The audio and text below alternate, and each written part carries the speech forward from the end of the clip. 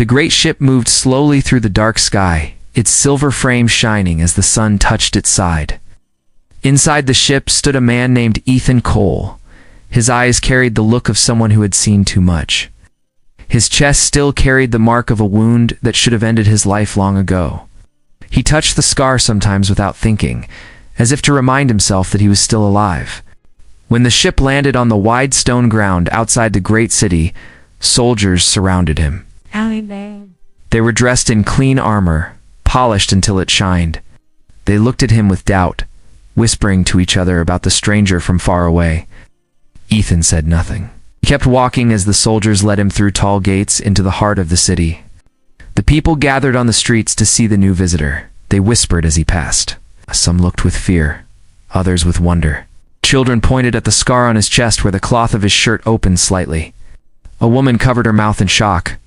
The wound looked deep, as if it had never fully healed, yet the man walked as strong as any soldier. At last they brought him to a great hall made of stone and glass. The roof stretched high, covered with painted lights that looked like stars. At the end of the hall sat Queen Alara. She wore a silver crown, her gown falling around her like flowing water. Her face was calm but sharp, her eyes watching every step Ethan took as he was brought forward. The hall grew silent. Only the sound of boots on stone could be heard as Ethan walked closer. When he stood before the throne, the soldiers bowed. Ethan did not bow. He simply stood straight and looked at her with steady eyes. Queen Alara rose from her throne. She walked down the steps slowly, each movement full of grace and control. Her guards moved to follow her, but she raised her hand and they stopped.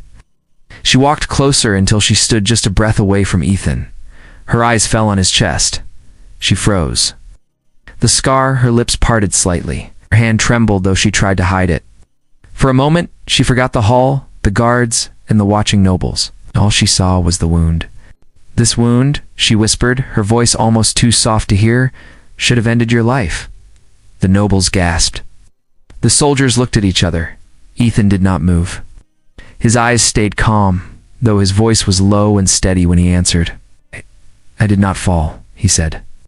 That is all. The queen stared at him, her heart beating faster. She had read of this wound before. She had seen it drawn in old books, carved on old stone. It was the mark of a man written in stories told before she was born. Those stories spoke of one who had come from far away, carrying a wound that could not be healed, yet walking still. She stepped even closer, her eyes never leaving the scar. Her fingers lifted as if she wished to touch it, but she stopped herself. The hall was silent. No one dared to speak. Finally, she drew in a breath and stepped back.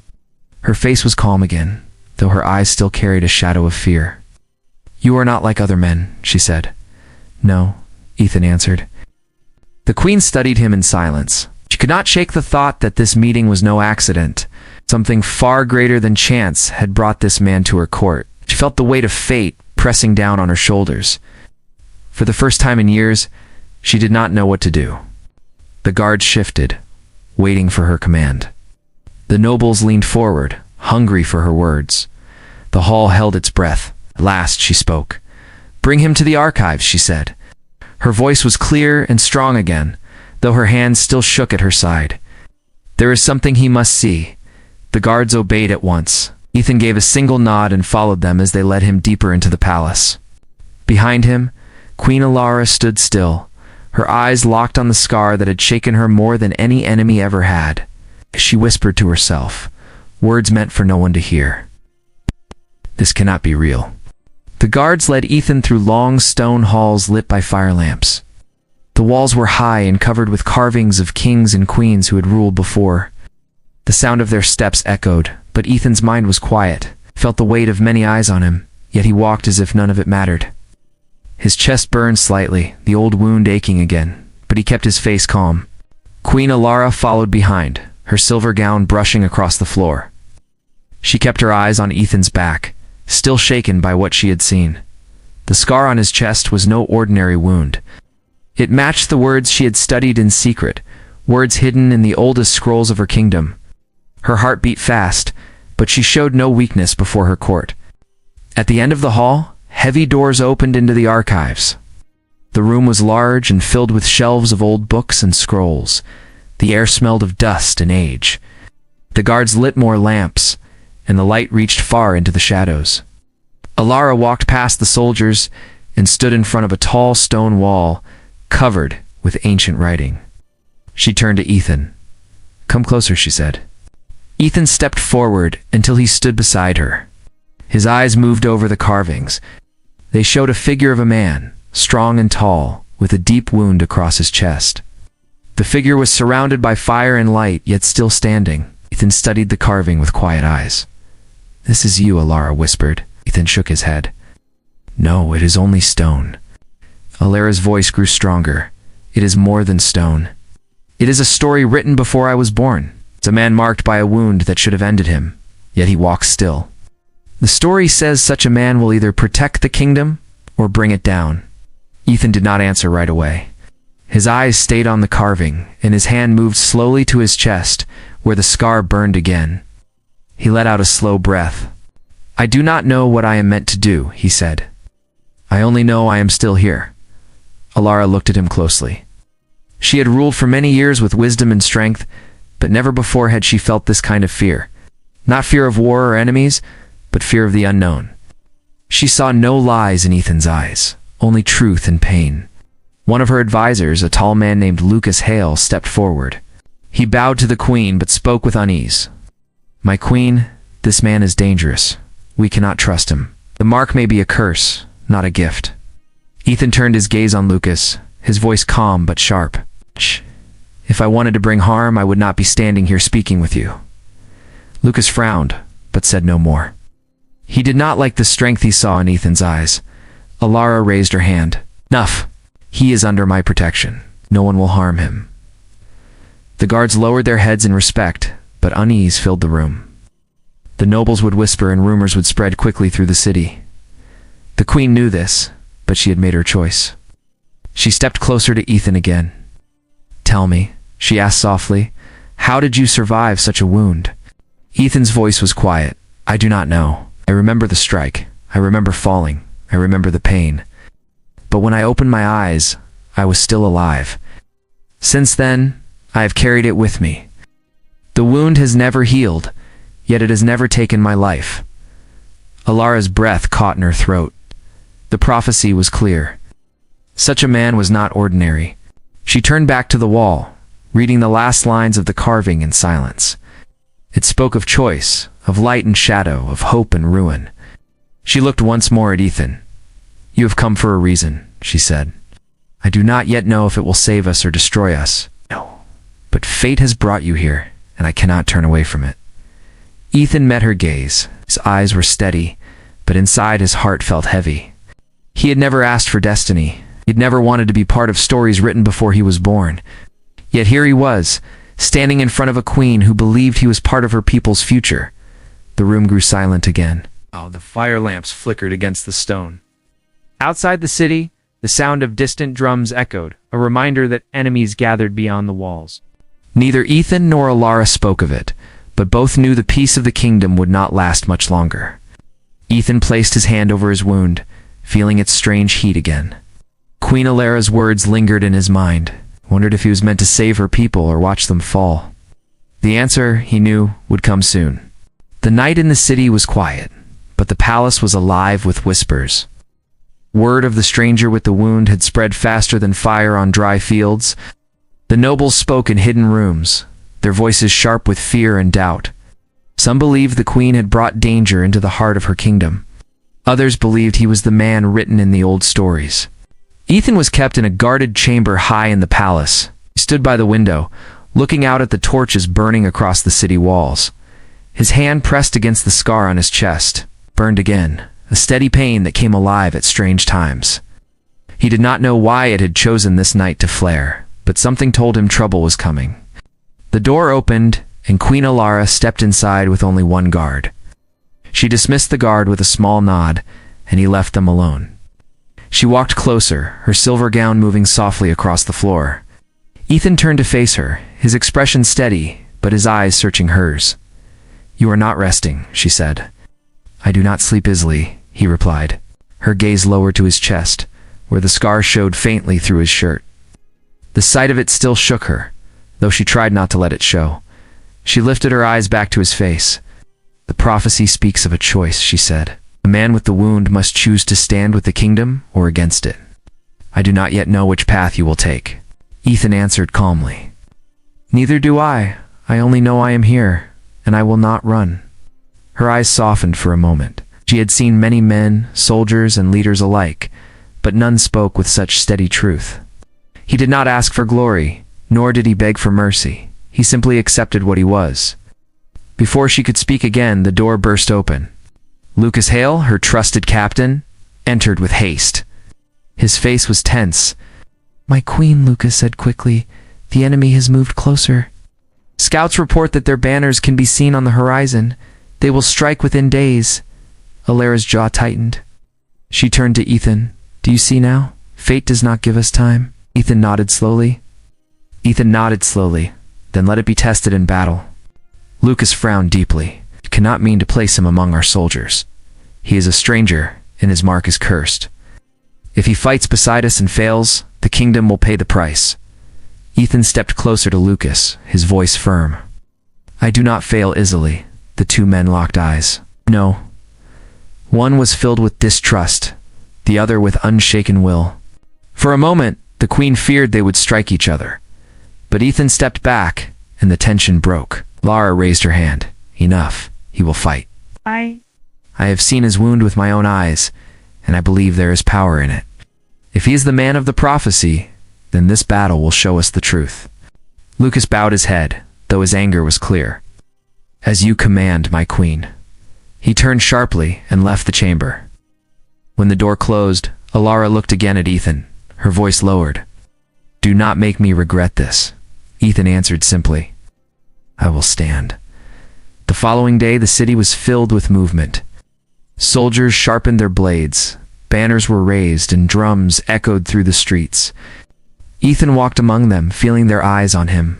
Some looked with hope, others with fear. He carried no banner, only the scar that marked him. That night, the queen stood on the walls of the city, watching the fires of the enemy camp in the distance. Ethan joined her, silent for a time. The night wind carried the smell of smoke and iron. "They are many," she said. "They are not enough," Ethan replied. She turned her eyes to him. "You speak as though you cannot be broken." He placed his hand on his chest, feeling the scar burn again. "Perhaps I cannot, or perhaps I can. Tomorrow we will learn the truth." The queen studied him in the pale light of the moon. She saw no fear in him, only a quiet strength. And for the first time since hearing of the enemy's approach, she felt a spark of hope.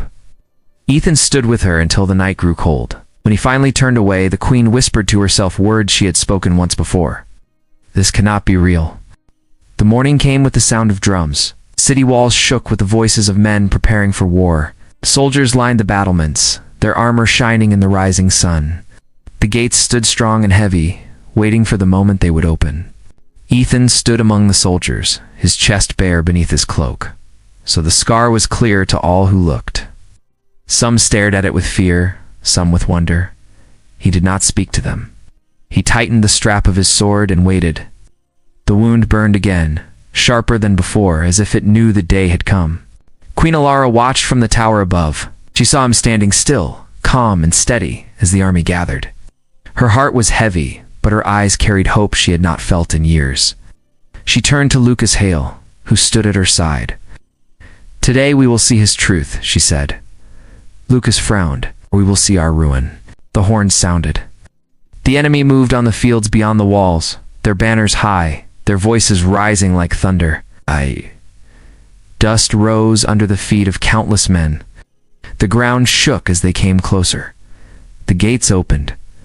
Ethan stepped forward with the first line of soldiers. The air filled with the clash of steel as the two armies met. The sound was like storms breaking over stone. Ethan fought with strength that startled even those beside him. His sword cut through the enemy, his movements sharp and fast. Arrows flew through the air, and one struck across his shoulder. He staggered but did not fall. The wound on his chest burned brighter, filling him with a strange heat that pushed him forward. The soldiers around him saw this. He shouted louder, fighting harder. His presence gave them courage. It moved as if the scar itself gave them strength. From the walls, Alara watched with wide eyes. She saw Ethan cut through the enemy line, his scar glowing faintly under the sun. She gripped the stone rail tightly. Lucas saw it too and could not hide his shock. "Should be dead already," he whispered. But Ethan did not fall. Even when blades struck him, he rose again.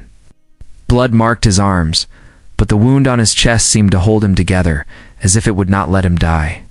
The enemy pushed harder, their numbers greater. For a moment it seemed the city's soldiers would break.